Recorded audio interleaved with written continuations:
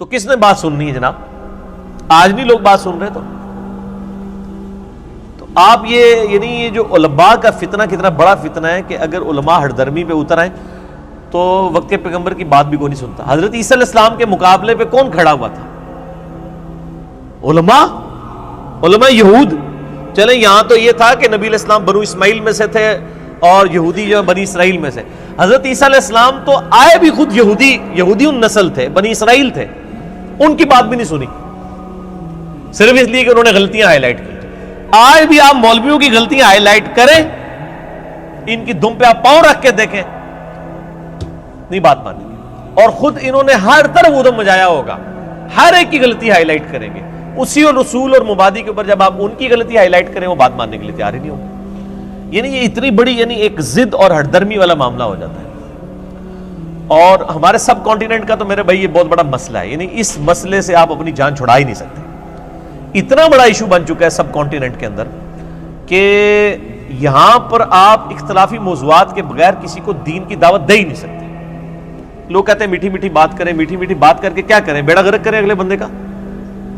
لوگ میٹھی باتیں سنتے رہتے ہیں پوری زندگی, نہ ان کے عقیدے کی اصلاح ہوتی ہے, نہ ان کے نماز کے طریقے کی اصلاح ہوتی ہے, نہ ان کو یہ پتہ چلتا ہے کہ اللہ نے جو دین بھیجا تھا اپنے پیغمبر کے ذریعے وہ کیا ہے. بس وہ یہ سمجھتے ہیں دین یہ ہے کہ اچھا جی یہ جس مولوی کو میں سن رہا ہوں نا اس نے داڑھی رکھی ہوئی ہے, بس دین یہ ہے کہ میں نے داڑھی رکھ لینی ہے, میں نے پگڑی رکھ لینی ہے, شلوار ٹخنوں سے اوپر کر لینی ہے, چاہے مجھے الف بے بھی دین کی نہ آتی. دین تو بنیادی طور پہ علم کا نام ہے, عمل تو بعد میں آتا ہے. یہاں پہ لوگ نمازیں کب شروع کرتے ہیں؟ کسی کا جوان بیٹا مر گیا, کسی کی بیوی مر گئی, کسی کی ماں مر گئی تو نمازیں شروع کر دے گا. نمازیں کیسے شروع کرے گا؟ وہ اس کے محلے کی جو مسجد ہے نا, اس مسجد کا جو فرقہ ہے نا, اس فرقے میں وہ فلرش کرے گا. حالانکہ ہونا چاہیے تھا کہ اب اس نے اللہ کے لیے ڈسین کیا ہے, اتنی جیڑی مسجد ہے اتنے جا بڑے آتے مطلب وہی کام شروع کرتا ہے. ہمارے محلے میں ایک واقعہ ہے کہ ہمارے محلے میں میری دادی ماں بتاتی ہیں, ایک وہ میری دادی ماں کی آلموسٹ ہم عمر ہی تھی, وہ فوت ہو چکی ہیں, تقریباً 70s کی ایج میں وہ فوت ہو گئی تھی. تو ان کے بارے میں دادی ماں بتا رہی تھی کہ یہ خاندان پہلے یعنی مسلمان تھا, سنی خاندان تھا. یہ جب وہ بوڑھی عورت پیدا ہوئی نا تو وہ جس باپ کے ہاں وہ اولاد پیدا ہوئی وہاں پہ ان کے گھر اولاد کوئی نہیں تھی. کتنے عرصے بعد اللہ نے ان کو بیٹی دی. اس بندے نے کبھی نماز روزہ کبھی کوئی چیز نہیں پرفارم کی تھی. یعنی میں بات کر رہا ہوں 19 کوئی 20-25 کے قریب کی, پاکستان بننے سے پہلے. ان کے گھر بیٹی ہوئی, وہ اتنا خوش ہوا کہ وہ مسجد میں چلا گیا شکرانے کے نفل پڑھنے کے لیے. اور وہ مسجد جو ہے وہ قادیانیوں کی عبادت گاہ تھی.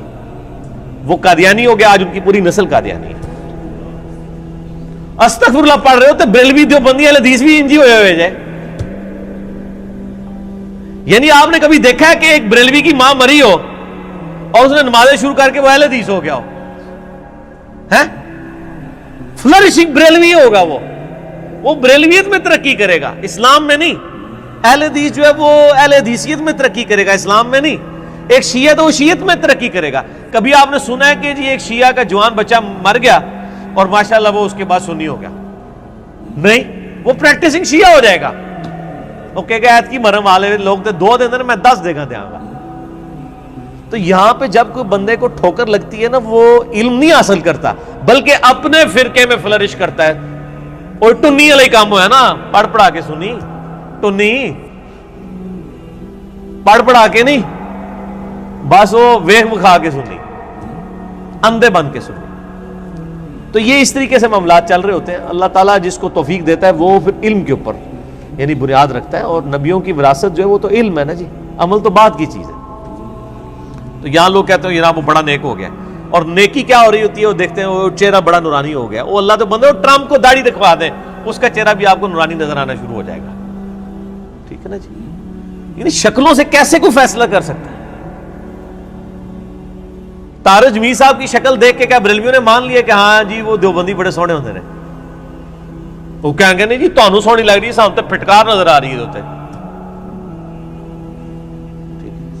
اور دیوبندیوں سے پوچھیں وہ کہیں گے الیاس قادری صاحب کے بارے میں اس طرح کے نعوذ باللہ کمنٹس کر دیں گے. تو یہ سارے ایک دوسرے کے بارے میں کرتے ہیں. آپ میں یعنی جب یہ علماء کے جو کلپس ہیں نا آپ اپلوڈ ہوئے ہوتے ہیں نا، ان کے نیچے کمنٹس پڑھا کریں. ایک ہی مولوی کے بارے میں ایک بندہ کہہ رہا ہوتا ہے کتنا نورانی چہرہ ہے، دوسرا کہتا ہے لعنت پہ ہی ہے. چلو ویڈیو ڈیفرنٹ نہیں ہوتی، ایک ہی ویڈیو میں ایک بندے کو لعنت نظر آ رہی ہوتی ہے، ایک کو نورانیت نظر آ رہی ہوتی ہے. سر یہ دونوں ہی فراڈ ہے. آپ کے سامنے اگر صحابہ بھی زندہ ہو کے آ جائیں نا تو آپ کو ان کے چہروں پہ کوئی نورانیت نہیں نظر آئے گی، کیونکہ آپ نے جو کرائٹیریا رکھا ہوا ہے نا نورانیت کا وہ ڈیفرنٹ ہے.